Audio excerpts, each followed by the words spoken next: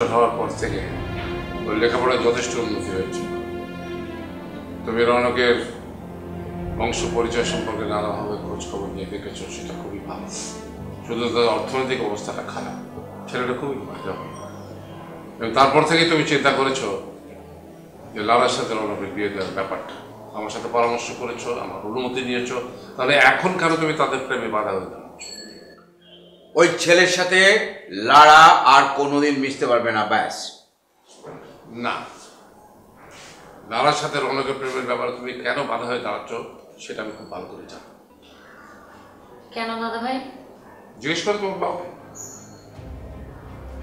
বাবা কেন?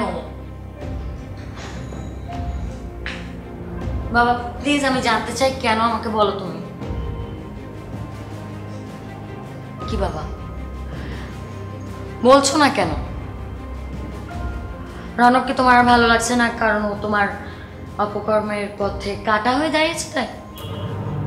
নাকি তুমি তোমার ছোট মেয়ের সাথে রৌনকের বিয়ে দিতে চাচ্ছ? বলো।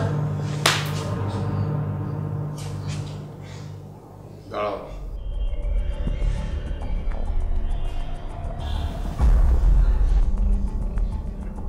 অপশক্তি দিয়ে সত্যকে লুকানো যায় না। সত্য এমনই একটি শক্তি, কোনো অপশক্তি তাকে দমাতে পারে না।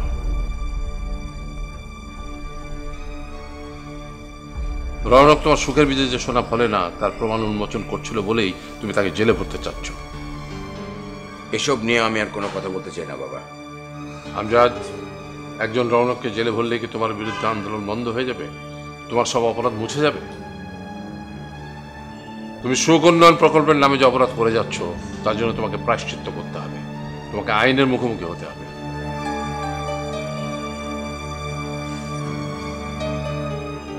এক রৌনককে জেলে ভরলেই কিন্তু তুমি মুক্তি পাবে না। ঘরে ঘরে আরো অনেক রৌনক তোমার বিরুদ্ধে প্রতিবাদ করার জন্য দাঁড়াবে। Mind it. বাবা, এখন আমি যাব। বাবা বাবা প্লিজ, তুমি আমাকে প্রমিস করো যে তুমি রৌনককে পুলিশের হাতে হারানি করবে না বাবা, প্লিজ।